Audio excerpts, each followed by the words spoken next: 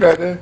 In this video I'm going to replace the suction barrel and heating element from my desoldering gun, which is part of my Zd917 soldering and desoldering station. And the sucker plugs in over here. I've got it disconnected at the moment. The ends, there's the other end there. So I've already removed 4 screws from the casing, so I can take that off, and there was 3 screws holding the barrel on. With those 3 screws, be careful not to lose these little spaces there. There's 3 of those. I'm using some powerful magnets to hold all my screws and stuff together so I don't lose them. When you take the top piece off, there is this little piece here which you do not want to lose, because that sits in there and locks your suction receptacle thingy in place. So careful you don't lose that. Also be careful not to lose these parts with your suction receptacle, because I think they're kind of hard to get replacements of. And as we can see in here when we move some stuff aside, there is the trigger switch for the suction. So we can just push that out of the way. We won't be touching that. That works fine. I've just got a really severely blocked up, messed up barrel. It's done some hours though. So we can see here we have 5 connections. One is the earth, which actually rusted off on mine a little while ago. And there's 2 short ones with red wires, and 2 longer ones with a blue and a black. I suspect the blue and the black might be a temperature probe, and the red ones are the heating element, but it could be the other way around. I will actually be checking it with the multimeter when it's turned on and see what sort of voltages comes out of both of those, and hopefully be able to work that out for us.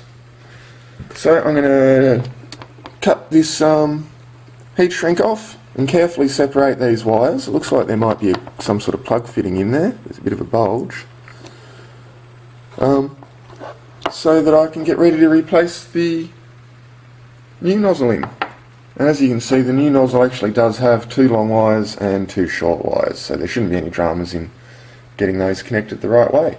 I don't think with either the temperature sensor or the heating element it would matter if you reverse polarityed it. That's why there's no markings on these wires. Just got to get the long and the short pairs correct.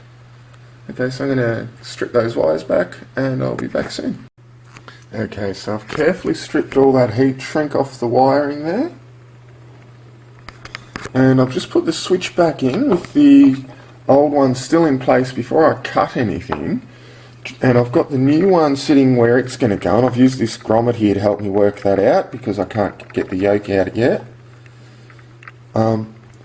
And I've just routed all the wiring on the new one roughly where it's going to be up to the switch. I'm just holding everything here and carefully lining the different wires up and making sure that I'm going to have enough wire if I cut these, because as you can see there's these little brass clamps that have been used under the heat shrink, and I can't reuse them. I can't even chop them out, so I have to chop either one side or the other. And I'd like to be able to chop on the coloured wire side because my heat shrink is not thick enough to go over the clamps. It's only just thick enough to go over the wires.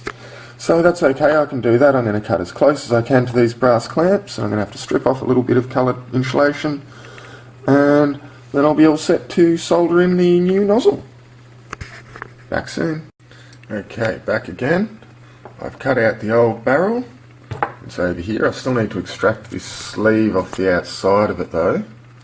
That's pretty rusted on there. I'm not sure how I'll get that off. I might try soaking it in some oil or some lubricant spray or something. Maybe a bit of lanolin oil. So I've got the new one fitted here. I've fitted it to the yoke. It does matter which way you put that on. It took a couple of tries for me to find. You notice it's not quite centered in the hole there. It does leave room for the wires to come out of the hole as well. And if you look around, the camera will focus. I can get the light. There are some little recesses, there's some, around this base there.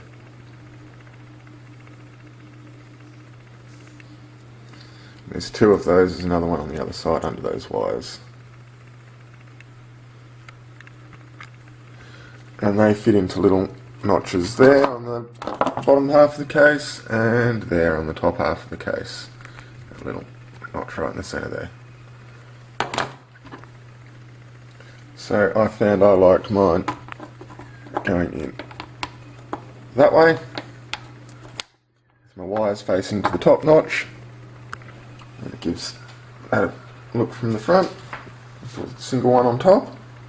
Well, of course there's 3 different single ones you could have on top. I also have my earth lead on the bottom, which is where it was on the original iron as well. And that was on the bottom when it was stuck in there. So I'm pretty sure that's the way it goes. It also fits the rubber grommet quite nicely if you hold it all together there carefully. And the other positions I tried, that was the real giveaway. The rubber grommet wasn't going to line up right. In cutting these wires off, I've noticed that the 2 red ones are a lot thicker copper inside the insulation. This black and blue are very thin, so the black and blue, as I suspected, are the temperature sensor wires. These 2 are the heating wires, and the earth's just the state discharge. So I'm going to go ahead and solder up my red and my blue to my long wires, and my 2 red, my black and my blue to my long wires, and my 2 reds to my short wires. And I'm going to make sure I don't forget to slide some heat shrink on the wires and a long way down this end when I'm soldering, so that the heat from the soldering doesn't travel down the wire and shrink the heat shrink where I don't want it. I need to stay all nice and slippery, ready to slide up over the soldered joint later, and then give it a bit of heat and shrink it on there and insulate it. Otherwise these wires are going to touch each other inside the gun handle and cause all sorts of problems. Okay, I'll be back soon with it all soldered up. Okay, so my new barrel's in place. I've soldered all the wires. I haven't put the heat shrink in place yet. I'm just checking that the switch sits down to its proper position without getting fouled up by the wires underneath. There are some little spaces under there. There's little lugs there. Just making sure nothing bad's happening with that stuff, and that all the wires reach neatly and will route in around it. That little corner's a bit tricky. I use some nice blunt rounded pointy nose pliers to tuck all those little wires down out of the way in there so that the cases will fit on when I put it back together. Excuse me.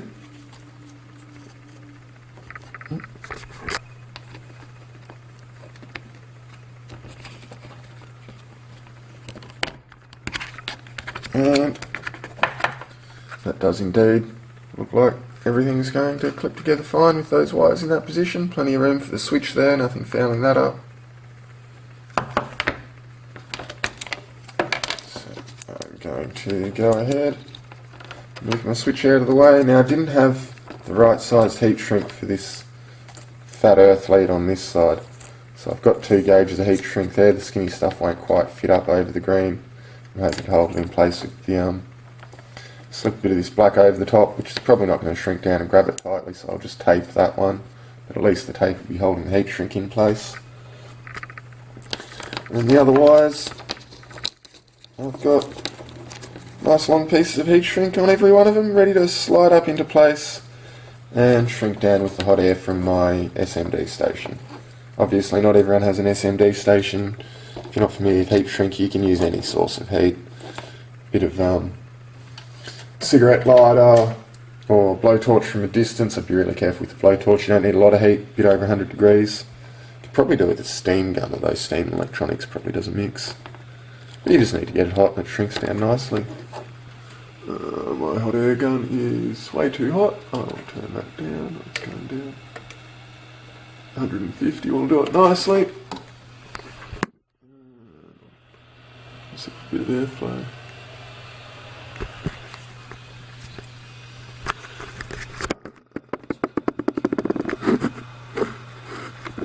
There for a second. I'll be careful not to heat up the other ones. There you can see the heat shrink shrinking up beautifully. All nice and insulated and sealed.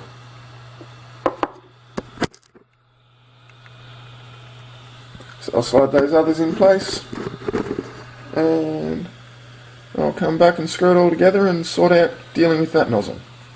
Back soon. So I've got all the heat shrunk down now. This green one ended up working out okay with that fairly thick stuff. Shrunk down almost enough. It's not going anywhere. All the others worked out fine. And I've got it all routed neatly through there. Little grommet fits in well. Everything's looking pretty sweet, and the switch goes down okay. I can get it in there with one hand. There we go. Wires want it to lift up a little bit, but the casings will hold that down well. A lot of that's flexed through the whole gun. Trigger sits in there okay. Trigger works. So I'm going to sit this little jigger back in the back there. Where does he go? It goes that way. Like so. So you can slide up and down. And I'm going to sit the casing on top. And hopefully with a gentle press and maybe a little jiggle, should all go together. And there is a problem at that end. I bet it's that one wire. It's not routed neatly, it is.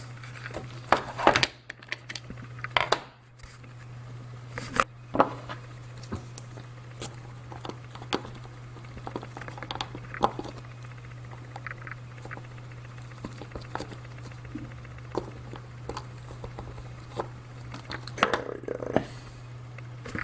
Let's just try that again.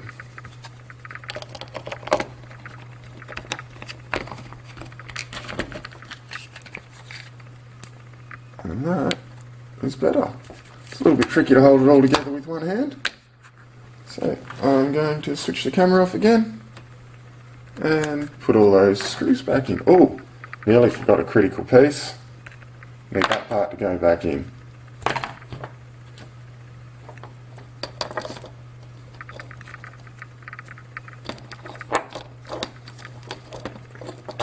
Just under that wire maybe. There we go.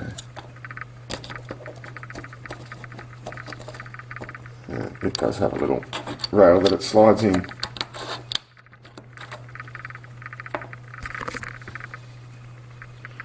And that is better. And then a little clip here can slide up in and lock it in place. Trigger's good, switch is good. Alright, let's try that again. Oh, look at that, beautiful.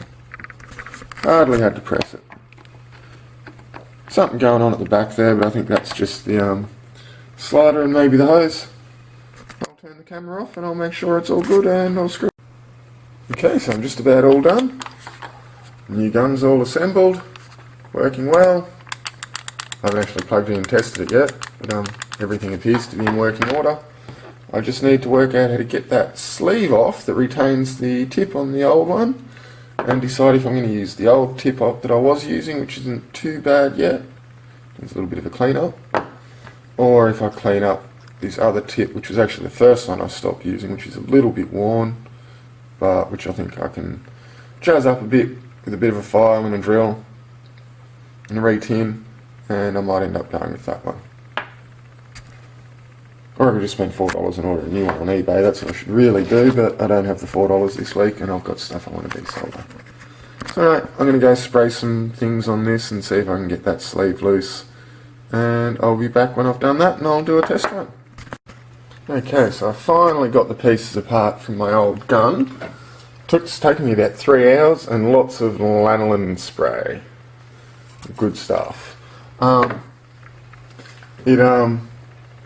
Yeah, it's pretty worn out. There's the outer barrel sleeve. If the camera's going to focus, you can actually see. There's something to focus with there. Lots of cracks. Around the end, it's just worn that thin. I use Baker's soldering fluid, zinc chloride for flux a fair bit when I'm desoldering for different things. It is highly corrosive stuff, so And this part here, this other inner sleeve, are not available as replacement parts. You could fabricate them, especially this inner sleeve. It's just essentially a bit of sheet metal, but it would be more trouble than it's worth. I just had a quick look on eBay, as well as the replacement nozzles and bits and pieces there. There's the one that I got, I believe, one of those ones. Scroll down a bit further. There's whole replacement guns for like 45 bucks posted to my door. So I'm going to see what I can milk out of this one. I probably shouldn't be putting it on here, but seeing as it looks like once this is gone I need a whole new gun just to replace that one little piece, I'm going to see how far I can milk it. And I might also start scouting around on some of my other soldering irons like that one there, which looks like a pretty likely candidate for a swap over. And that iron actually is off the same station, so good chance that'll fit. Don't know about this other one, looks a bit skinny. But I'll be keeping an eye around and seeing if I can find something to replace that. That's better than what's here. But anyway, it does fit together. There's the nozzle that came off. I cleaned that up pretty good. I just need to drill the hole out a little bit to get it to slide on there. Doesn't quite fit neatly. As you can see, the old one, it actually broke off a couple of tips ago. There's one of my old original tips. You can see it's really done some work. I've ground it up and judzed it up a few times, and it eventually got the corrosion into the back of it, and the little rod here on the end broke off in there. It did work fine though with other tips after that happened, so if you've got one of these and you're having issues with that bit, just chop it off before it gets jammed in one of your nozzles. So I'm going to start slipping it back together. And I've got lots of lanolin spray on this time. It's pretty heat resist tolerant stuff. It tends to soak into the hot spots, eats rust, melts, and makes your metal last longer. So I think hopefully it's going to last a bit better. And I'm also going to start getting in the habit of just pulling it apart every time I use it, because this has been a real pain, this repair job. There we go, tip's nice and solid. Just got the collar there somewhere, there it is. Oh, and there's trouble. I didn't think about that. That collar doesn't want to slip over the damaged parts on the tube where it's all swollen up. Alright, I'll see what I can do about that and I'll be back soon. Okay, so I've turned my soldering iron on. I decided to go without the little collar that holds it down. I think it's pretty stable and solid without it. It'll heat up okay, as you can see from the smoke, from the lanolin. But my temperature's gauge isn't working, temperature control's not working. It's got no idea how hot it is, so it's just going to leave the heat on until it cooks it. And that's part of the problems with it corroding up and stuff, is getting too hot. So I'm going to turn it off and pull it apart and swap the polarity on those sensor wires and see if that helps. So I've stripped the heat shrink I put on there off and reverse polarityed those two wires, the blue and the black. So you can see the gun's just starting to heat, and we have a working temperature gauge. They don't work great in these stations. It's pretty average temperature regulation, but hey, it's better than being stuck on all the time. So it looks like I'm ready to put it all back together again. I can finally try and desolder something off this power supply board. Back soon.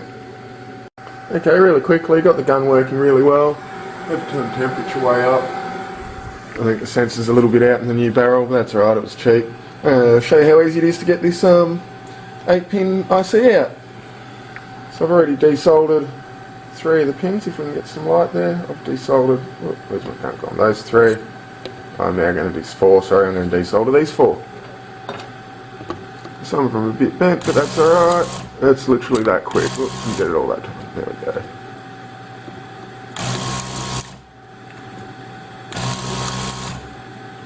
And I think that's a 10-pin IC. because there's an extra pin up the top there.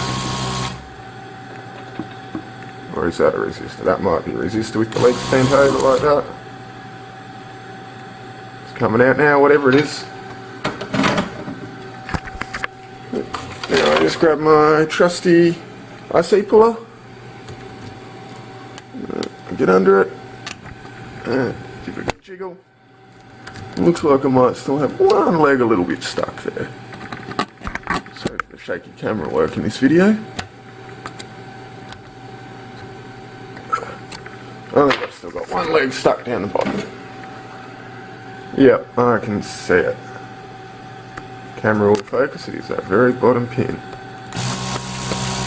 There we go. Ah, got him.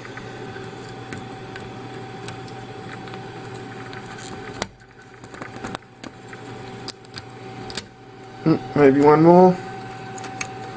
No, they're free. There we have it. One 8-pin IC, the other one was a resistor. That blue one there, just whoop, comes straight out with the pliers. So it's a bit fiddly, the old desoldering gun. Bit of a pain to get working, but when it does work, it works beautifully.